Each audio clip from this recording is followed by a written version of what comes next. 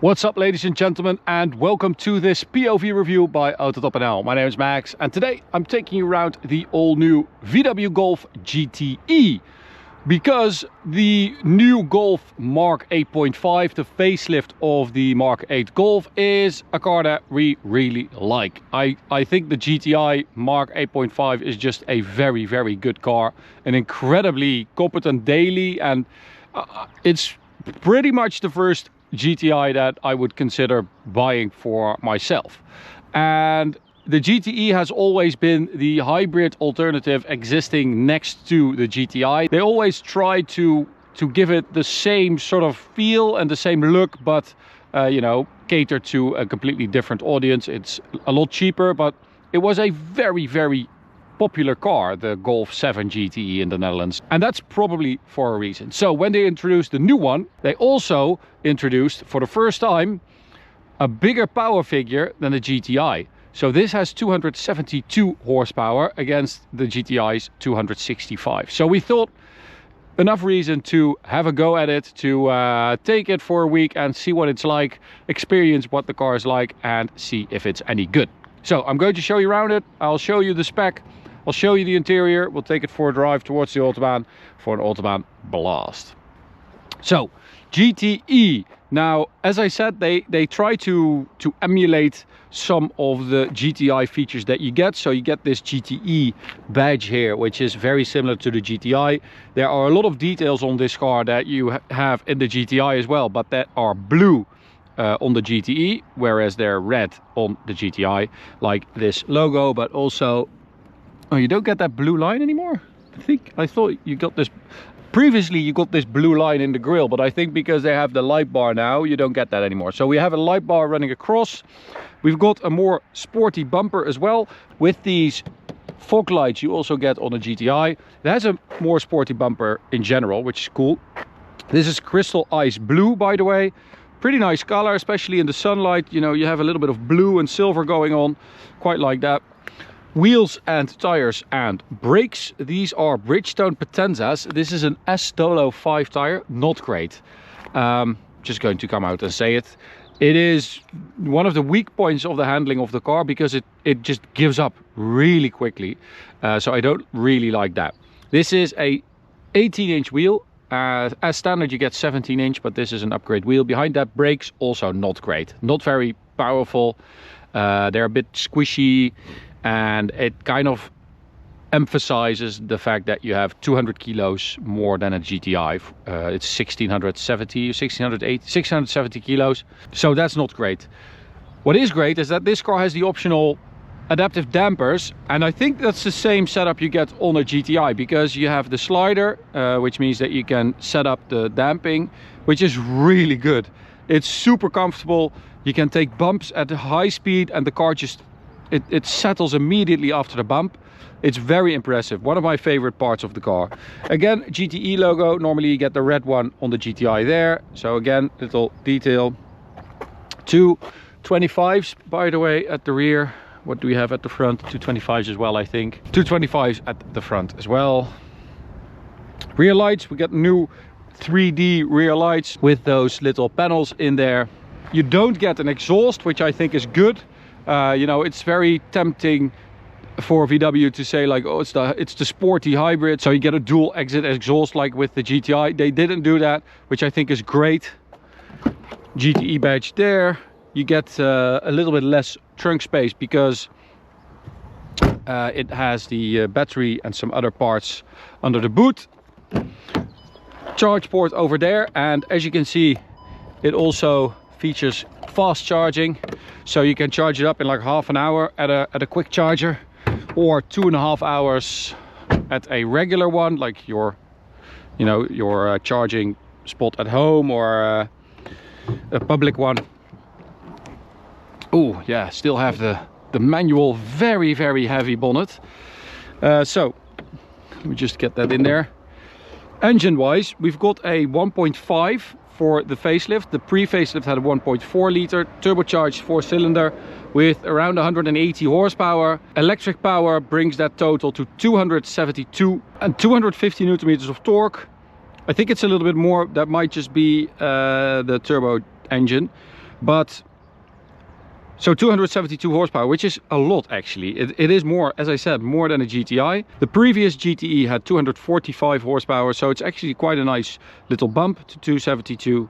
And yeah, let's see what it will do.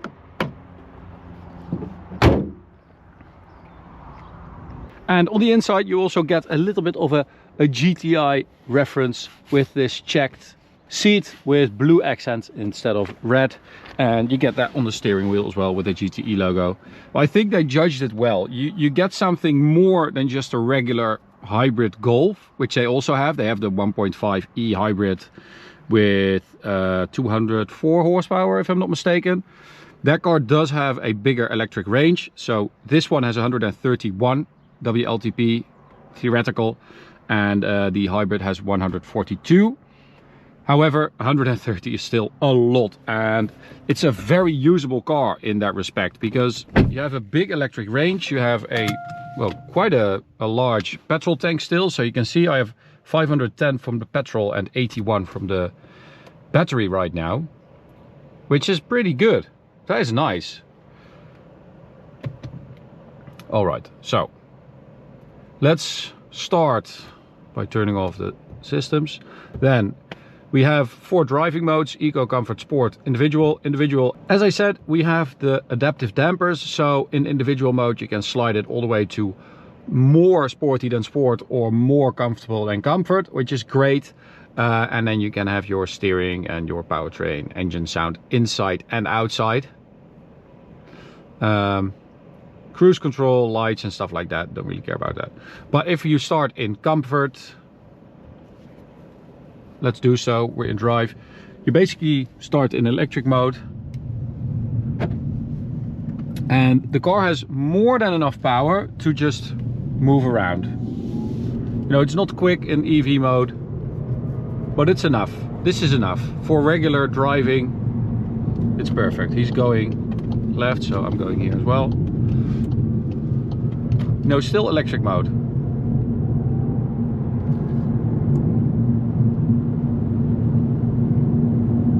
This is good. As I said, it's quite heavy though, because of those batteries, of course. So if you go to sport, you do get immediately the 1.5 with that, and then it changes from being quick enough to just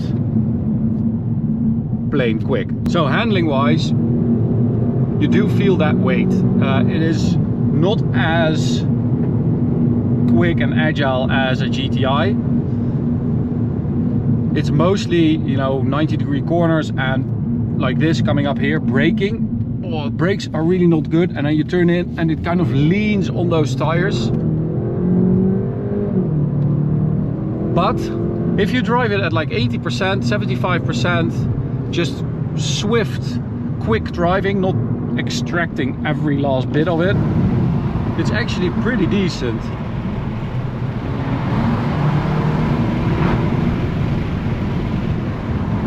It feels more than quick enough. It really does. I think that little 1.5 is doing a great job, and because you have that EV power to support you,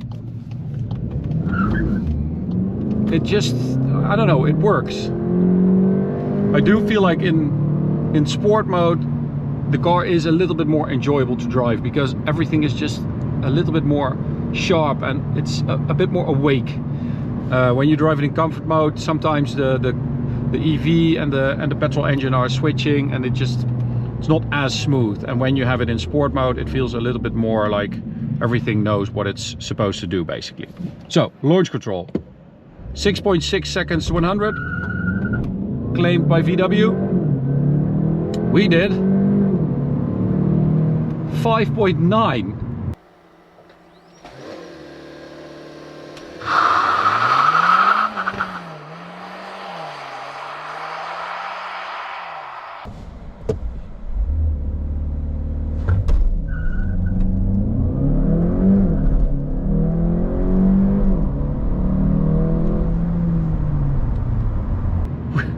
Which is way quicker. I mean, that is a big improvement.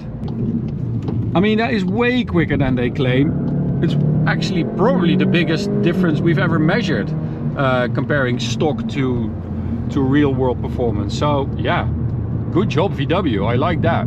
So now, there we go, a little bit of understeer there.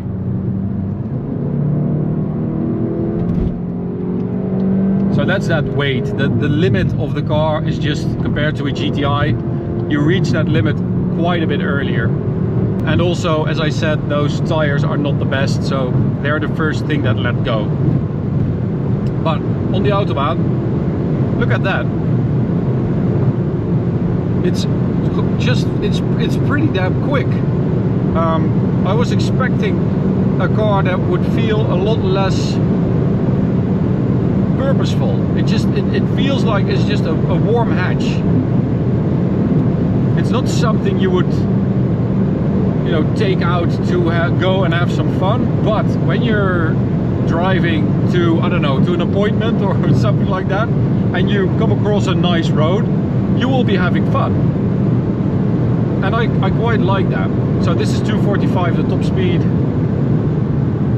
According to VW it's 230, and it's quite a big speedo to GPS difference, so that probably checks out. 100 to 200 we did 14:23, which is also pretty damn impressive. We did 14 seconds with the GTI, so it's almost as quick as a GTI on that front as well. It has a bit more power, but of course it's also 200 kilos heavier, so that's the big difference there. But 14:23 is pretty damn impressive still. Nice pickup there. We still have 4 little boost dots available, which I don't know if that goes down when the battery goes down, or it was 5 dots earlier, but I don't know.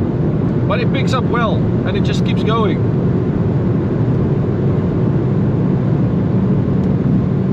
Bumps, I mean those dampers, this suspension setup of the new 8.5, especially with these adaptive dampers, is just incredible.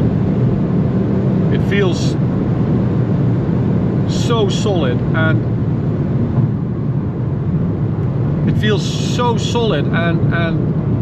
the car just copes with everything so well, and it does not upset the car in any way when you go over bumps. And it's a Golf, it's not supposed to be this good. I think they did an incredible job with this new setup. I would definitely recommend anyone going for any kind of 8.5 Golf to go for this optional suspension. So we can also, let's go to individual, and then with those dampers all the way to the most sporty one. So this is 3 settings more than you get when you go just to sport mode. It's still pretty good. It's not like too harsh or anything, but you can definitely tell the difference. And then if we go to this one, it just levels out. This is really fun to play with. I like that. Oh, so that was the resistance of the pedal, like the kick down mode. There's a little extra button, and if you hit that, you get the boost. That was quite a big difference. There we go. The dial turns blue.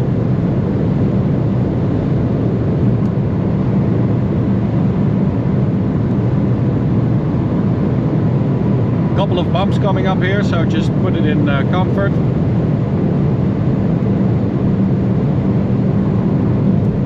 Oh, I mean that for me is the highlight of this car. I mean, that is just ridiculous. It honestly, that is crazy. You combine that with the pretty amazing performance, and you've got a rather impressive car.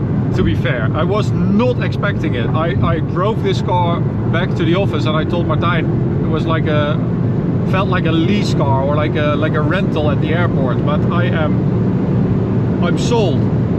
It's good. It's really good. For like a normal car, a non-performance label car, it's really good.